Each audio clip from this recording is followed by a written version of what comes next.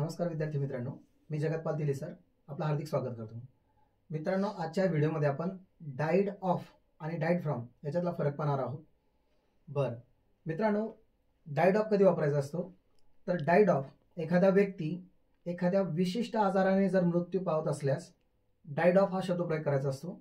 आणि एखादा व्यक्ती फक्त भुकेमुळे मरत असेल, भुकेमुळे त्याचा मृत्यू होत असेल तर डाईड फ्रॉम हंगर हा शब्द प्रयोग तुम्हाला करावा लागतो। आता इथं दोन उदाहरण दिलेत, आधी आपण दोन उदाहरणाचं विश्लेषण पाहूया। पहिल्या उदाहरणामध्ये ही died dash cancer, pneumonia, corona विविध आजारांची नावं दिली। मित्रांनो, जर एक व्यक्ती, मी पुन्हा सांगतो, एक व्यक्ती विशिष्ट आजाराने मृत्यू पावल्यास डाईड ऑफ हा शब्द प्रयोग करायचा असतो। मग साहजिकच इथं व्याकरणाच्या नियमानुसार डाईड ऑफ हा शब्द प्रयोग तुम्हाला करायचा आहे। डाईड ऑफ कॅन्सर असेल, डाईड ऑफ निमोनिया असेल, डाईड ऑफ कोरोना असेल, डाईड ऑफ डायरिया असेल, व्हॉट इट मे बी, फक्त त्या ठिकाणी आजार असेल तर डाईड ऑफ वापरावा। पण एखादा व्यक्ती आजार सोडून भुकेमुळे जर मृत्यू पावत असेल तर डाईड फ्रॉम हंगर हा शब्द प्रयोग त्या ठिकाणी करायचा आहे। भुकेमुळे मृत्यू झाल्यास डाईड फ्रॉम हंगर। दुसऱ्या उदाहरणामध्ये हीच डाईड फ्रॉम हंगर, अर्थात भुकेमुळे त्याचा मृत्यू झाला।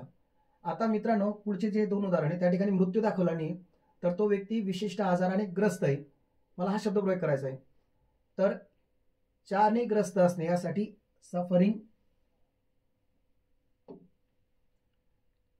या ठिकाणी एखादा व्यक्ती विशिष्ट आजाराने ग्रस्त असल्यास सफरिंग फ्रॉम हा शब्द प्रयोग करतात। मात्र ॲप्लिक्टेड हा शब्द प्रयोग केला असेल तर ॲप्लिक्टेड टू हा शब्द प्रयोग करतात।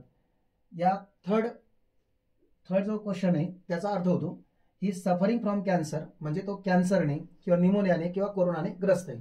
परंतु जेव्हा मी सफरिंगच्या ऐवजी ॲप्लिक्टेड हा शब्द प्रयोग करतोय तर त्याचाही अर्थ चाने ग्रस्त होणे, पण ॲप्लिक्टेड आल्यानंतर मात्र तुम्हाला फ्रॉमच्या ऐवजी टू वापरावा लागतो। म्हणजे शब्द बदलला तर त्याचं प्रिपोजिशन सुद्धा बदलतंय, हे लक्षात घ्या। मी पुन्हा एकदा रिपीट करतोय, एखादा व्यक्ती विशिष्ट आजाराने मृत्यू पावल्यास died of cancer, tuberculosis, corona died of वापरायचा आहे। एखादा व्यक्ती भुकेमुळे मृत्यू पावल्यास डाईड फ्रॉम हंगर वापरायचा आहे। पण एखादा व्यक्ती विशिष्ट आजाराने ग्रस्त असल्यास डाईड त्या ठिकाणी तुम्हाला सफरिंग फ्रॉम किंवा मग ॲप्लिक्टेड टू हा शब्द प्रयोग करायचा आहे। मित्रांनो, व्हिडिओ आवडला असल्यास नक्कीच लाईक शेअर जरूर करा। पुन्हा भेटूया पुढच्या व्हिडिओमध्ये।